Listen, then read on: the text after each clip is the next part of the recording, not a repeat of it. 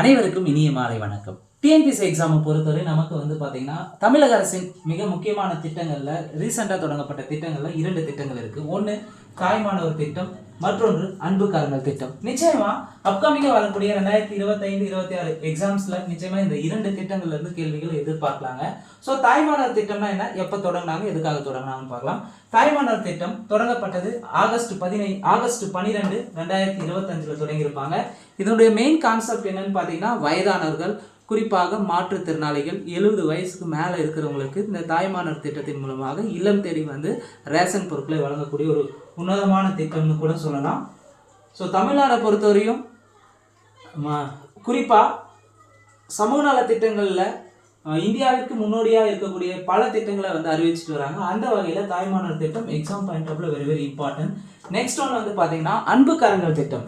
அன்பு கரங்கள் திட்டம் சமீபத்தில் தான் தொடங்கினாங்க. அண்ணா பிறந்த நாளை முன்னிட்டு தொடங்கியிருப்பாங்க. செப்டம்பர் 15, 2025 தொடங்கப்பட்டது.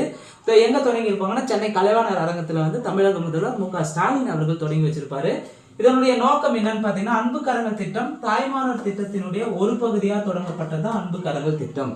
எதுக்காக தொடங்கியிருப்பாங்கன்னா, பெற்றோரை இழந்த பிள்ளைகளுக்கு ரூபாய் 2000 மாதம் உதவித்தொகை, அதாவது அவங்க 18 வயது பள்ளி படிப்பை முடிக்கும் வரை பார்த்தீங்கன்னா அவர்களுக்கு மாதம் 2000 ரூபாய் வழங்கப்படுன்றது.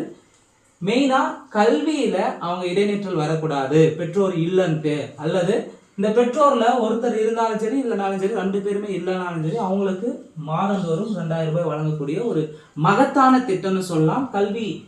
கல்விக்காக பல்வேறு சேவைகளை பல்வேறு திட்டங்களை தமிழக அரசு கொண்டு வந்திருக்காங்க. அந்த வகையில் இந்த திட்டம் மிக மிக முக்கியமானது. ஸோ இந்த வீடியோ உங்களுக்கு பிடிச்சிருந்தா லைக் பண்ணுங்கள், கமெண்ட் பண்ணுங்கள்.